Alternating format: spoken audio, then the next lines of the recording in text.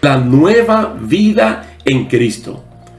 Y estamos hablando de que en Samaria fueron multitudes de hombres y mujeres, que lo más probable es, en esas grandes cantidades habían hombres casados, mujeres casadas, hombres y mujeres casados convertidos en padres, hombres y mujeres casados convertidos en padres y en abuelos. Tal vez habían empresarios, trabajadores, estudiantes, y todo esto trae un regocijo a la ciudad. Ahora noten cómo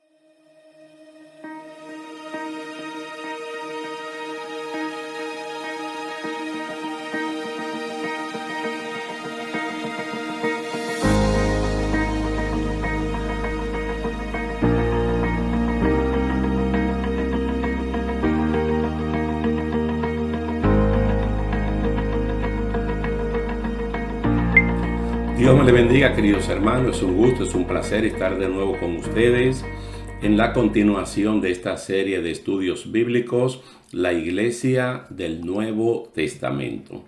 En el día de hoy vamos a continuar en el capítulo 10 del libro de los Hechos. Como le dije anteriormente, no es que necesariamente vamos a estudiar la Iglesia del Nuevo Testamento en el libro de los Hechos, pero estamos anclados aquí y luego nos vamos a mover hacia las enseñanzas de Jesucristo en los evangelios, que fueron enseñanzas que entonces la iglesia naciente del Nuevo Testamento, como está narrado en el libro de los Hechos, tomó esas enseñanzas. Hoy veremos un maravilloso episodio que marcó a la iglesia del Nuevo Testamento con respecto al Espíritu Santo. En el capítulo anterior vimos cómo Simón el Mago ofreció dinero a Pedro para obtener al Espíritu Santo y luego poder comercializar con él a su discreción. Él fue duramente reprendido y se le dijo que el don de Dios no se consigue con dinero. Ahora veremos la forma como el Espíritu Santo se manifiesta solo a gentiles. En Hechos capítulo 10, en la experiencia en la casa de Cornelio. En Hechos capítulo 2 y en el capítulo 4 también, los receptores del Espíritu Santo eran de trasfondo judío. En Hechos capítulo 8, después de la predicación de Felipe el evangelista, que llegaron Pedro y Juan a supervisar, el Espíritu Santo también se manifestó. Y el trasfondo de los samaritanos, como ustedes saben, es un trasfondo mezclado de asirios e israelitas. Vamos a leer una porción aquí en Hechos capítulo 10, que es un capítulo bastante largo, pero solamente vamos a ver desde el verso 44 al 48. Hechos capítulo 10, 44 al 48. Mientras aún hablaba estas palabras, el Espíritu Santo cayó sobre todos los que escuchaban el mensaje. Hay que prestar atención realmente a la lectura de la palabra del Señor y no verlo como una simple narrativa que le pasamos por alto.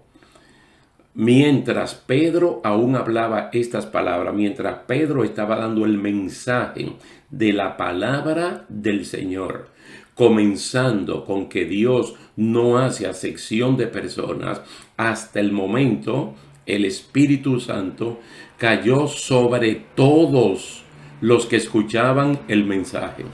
¿No te recuerda Hechos capítulo 2, verso 4? Que después de haber hecho los cálculos de las personas que estaban en el aposento alto y la composición genérica, porque habían hombres y mujeres, habían apóstoles y familiares carnales de Cristo, incluyendo a su madre y los discípulos, dice que el Espíritu Santo cayó sobre todos. ¿Y qué dice aquí? Que el Espíritu Santo vino sobre todos los que escuchaban el mensaje. Y todos los creyentes que eran de la circuncisión, que habían venido con Pedro, se quedaron asombrados porque el don del Espíritu Santo había sido derramado también sobre los gentiles. Pues les oían hablar en lenguas y exaltar a Dios.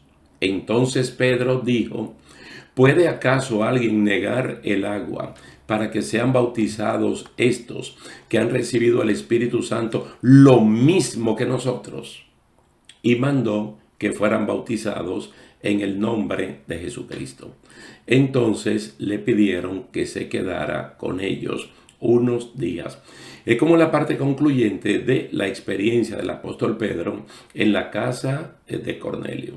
Entonces yo quise hacerlo así para que nos ahorremos un largo trecho, pero sin perder la esencia de un Pentecostés continuo que no terminó en Hechos capítulo 2 y que continúa en la medida que el Espíritu Santo sigue trabajando en el corazón de los incrédulos, convenciéndolos de su condición de pecado y convenciéndolos de que solamente Jesucristo los puede sacar de esa situación.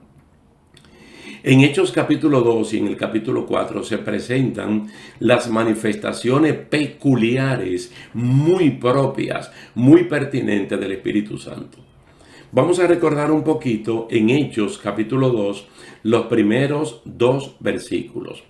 Cuando llegó el día de Pentecostés, esa gran fiesta judía, estaban todos unánimes juntos y de repente vino del cielo un estruendo como de un viento recio. Noten bien que Lucas, que es el que investiga, es el que observa, es el que pregunta, es el que encuesta, que no estaba allí cuando esto ocurrió, recogió de manera fidedigna el evento, incluyendo un estruendo como de un viento recio que soplaba, el cual llenó toda la casa donde estaban sentados. Entonces aquí la manifestación es como un viento recio. Vamos a ver en Hechos capítulo 4, verso 31, o a recordar, porque ya esta parte la estudiamos. Cuando hubieron orado Pedro y Juan y los suyos, donde ellos fueron a contarle su problemática, el lugar en que estaban congregados tembló. ¿Cómo es la manifestación peculiar del Espíritu Santo aquí? Un temblor que no destruye, que no rompe la casa. ¿Cómo fue en el aposento alto? Un viento recio que no hizo ningún tipo de daño físico. Y aquí en Hechos 4:31, la segunda parte dice: y todos fueron llenos del Espíritu Santo y hablaban con denuedo la palabra de Dios. Voy solamente para darle secuencia a recordar lo que pasó en Samaria. Hechos capítulo 8, versos 14 al 17. Sigan la línea porque el título de nuestra clase de hoy es el Pentecostés, un evento que continúa, que no es estático. Entonces estamos viendo la manifestación del Espíritu Santo en Hechos capítulo 2, en Hechos capítulo 4, en un trasfondo eminentemente judío. Ahora, ¿qué pasa en Hechos capítulo 8, verso 14 al 17? Cuando los apóstoles que estaban en Jerusalén oyeron que Samaria había recibido la palabra de Dios, enviaron allá a Pedro y a Juan, los cuales, habiendo venido, noten bien esto que voy a leer, oraron por ellos para que recibiesen el Espíritu Santo. Oraron por las personas que habían creído en Jesucristo por el mensaje que Felipe, el evangelista, le compartió. Dice, porque aún no había descendido sobre ninguno de ellos, sino que solamente habían sido bautizados en el nombre de Jesús. Entonces les imponían las manos y recibían el Espíritu Santo. Solamente está 3 referencias para caer al caso de Cornelio. Ahora vemos que en la casa de Cornelio, según narra todo el capítulo 10 del libro de los Hechos, todos los que estaban reunidos oyendo la predicación de Pedro recibieron el Espíritu Santo. Y solo quiero hacer notar que en Hechos capítulo 10, verso 27, dice que Pedro halló a muchos que se habían reunido. No eran pocos. Yo no sé cuánto usted considera mucho. No podemos considerar esos muchos como el grupo del capítulo 2 donde había mínimo 1.000.000 de personas escuchando los 120 y 3.000 personas aceptaron, se bautizaron, se convirtieron a Cristo. Pero aquí está hablando de muchas personas en el contexto de una casa, 10, 15, 20, 25, 30. El autor considera esta cantidad, que no dice cuál es, como muchos. Pero también dice que Cornelio había invitado a sus parientes y amigos más íntimos. Entonces estamos hablando de un oficial del Imperio Romano en Cesarea, que era una ciudad de mucha importancia para el imperio en esa región. Por lo tanto, debía tener muchos amigos. Pero aquí dice amigos íntimos. Pero conociendo ya el carácter de Cornelio, de su esposa y de sus hijos, de que todos eran temerosos de Dios, habría que ver que sus íntimos amigos, de seguro que no era un círculo pequeño, estrecho, limitado, sino grande. Y también toda su familia. Ahora, ¿qué resalta allí? Que todas estas personas eran gentiles, no eran judías. No eran judías. Vuelvo a recordar que Hechos 2 y Hechos 4 mencionan que los receptores del Espíritu Santo eran de trasfondo judío. Y que Hechos capítulo 8, el trasfondo de estas personas, samaritanos, era un trasfondo mezclado entre asirios e israelitas. Ahora esta manifestación del Espíritu Santo exclusivamente sobre gentiles deja asombrados a los acompañantes de Pedro, personas que habían acompañado a Pedro desde Jope, donde Pedro estaba hospedado, hasta Cesarea, más de 40 kilómetros. Más de 40 kilómetros. Entonces ellos quedaron asombrados porque ellos entendían en su teología, en su entendimiento, que el Espíritu Santo era única y exclusivamente para los judíos y nunca para los gentiles. Quiere decir que estas personas, si ellos vienen de la experiencia de Hechos 2 y vienen de la experiencia de Hechos 4, especialmente la de Hechos 2, donde Pedro hizo defensa de la manifestación del Espíritu Santo para demostrar que a las 9 de la mañana ninguno de ellos estaban borrachos por haber bebido bebidas alcohólicas, sino que era el cumplimiento de la profecía de Joel capítulo 2. Entonces ellos no entendieron a Joel 2. Ellos tampoco entendieron el mensaje de Hechos capítulo 2. Y cosa de la vida. Según yo creo, ni Pedro tampoco lo había entendido. Porque para Pedro llegar a la casa de Cornelio, Dios tuvo que preparar a Pedro con tiempo, con antelación, y darle la experiencia del lienzo que bajaba con todo tipo de animales y de aves, cuadrúpedos y reptiles, para que él comiera porque él tenía hambre. Entonces, cuando todavía llega a la casa de Cornelio, él habla de que un judío no visita la casa de un gentil, habiéndose olvidado el apóstol Pedro de que es un hombre convertido, transformado, lleno del Espíritu Santo y con una misión asignada, pero no entiende. Porque Pedro tuvo un largo periodo como para entender, para comprender todo. Entonces, hasta ahora hemos visto que la manifestación del Espíritu Santo había sido mientras las personas estaban orando, Hechos capítulo 2. Desde el capítulo 1 y el capítulo 2 de Hechos, vemos que ellos están orando o escuchando la palabra de Dios. En Hechos 2 estaban orando, en Hechos 4 estaban orando. Y en Hechos 4 orando en alta voz, soberano Señor. Y se basamentaron en 2 salmos de David para hacer la oración de ese momento. Pero también escuchando la palabra de Dios. Estos gentiles en casa de Cornelio experimentaron exactamente lo mismo que los creyentes en el día de Pentecostés. Entonces cualquiera diría, Pentecostés en Hechos capítulo 2, irrepetible. ¿Cómo que irrepetible? Se repitió en Hechos capítulo 4, vuelve en Hechos capítulo 8, vuelve en Hechos capítulo 10 y lo veremos en otros casos también.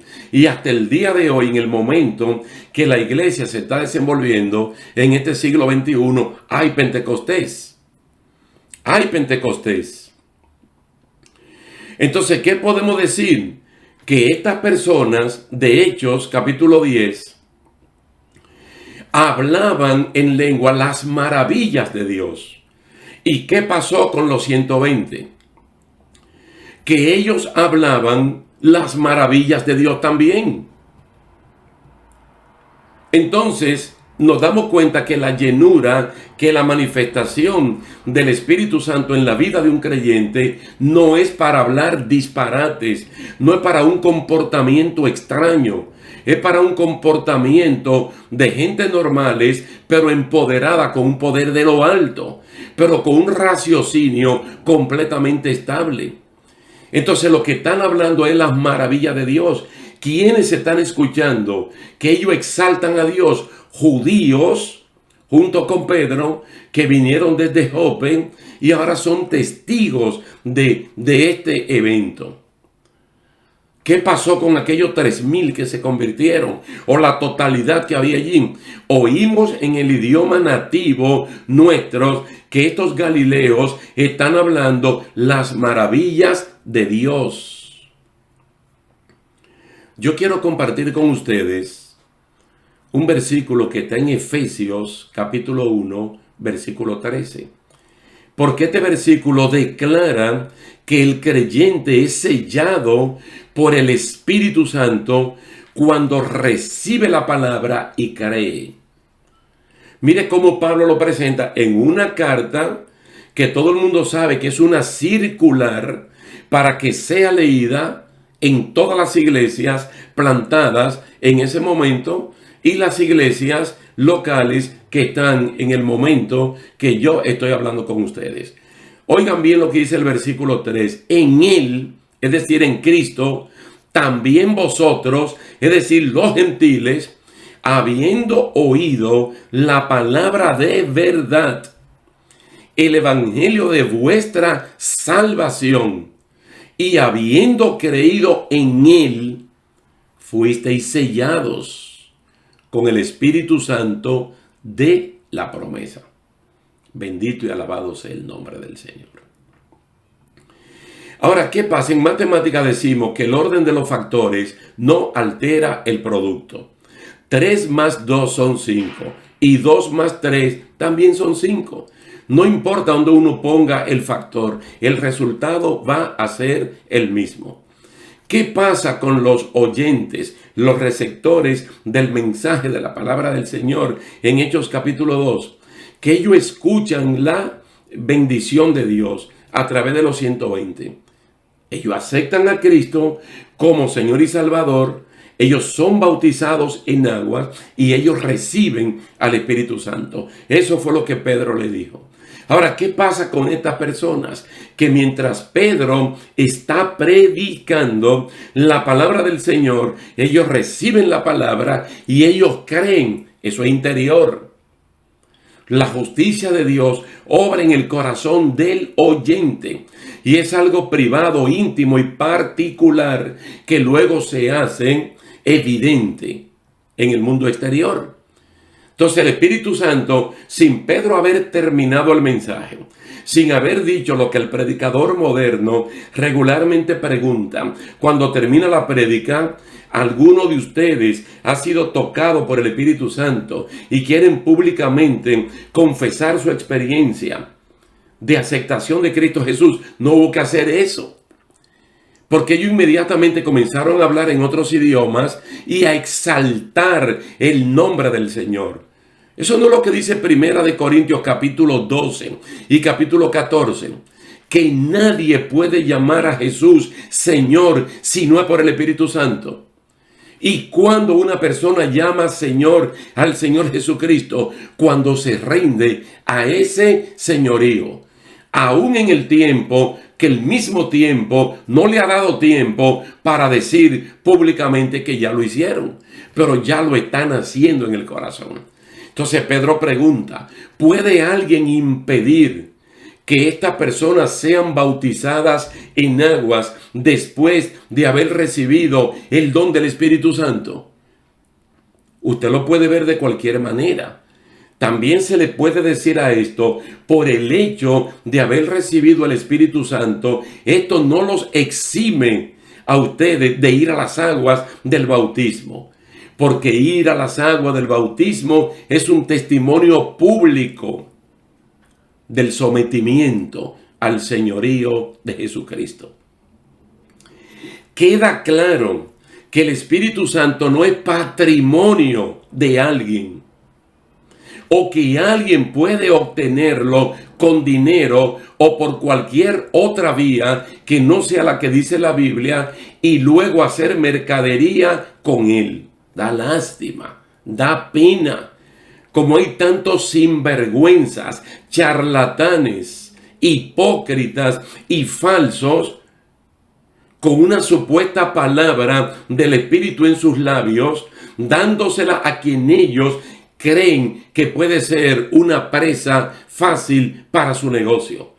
El Espíritu Santo está disponible para quienes, para todos aquellos que aceptan a Jesucristo como Señor y Salvador. No importa el género, no importa la edad, no importa la nacionalidad, no importa el estatus.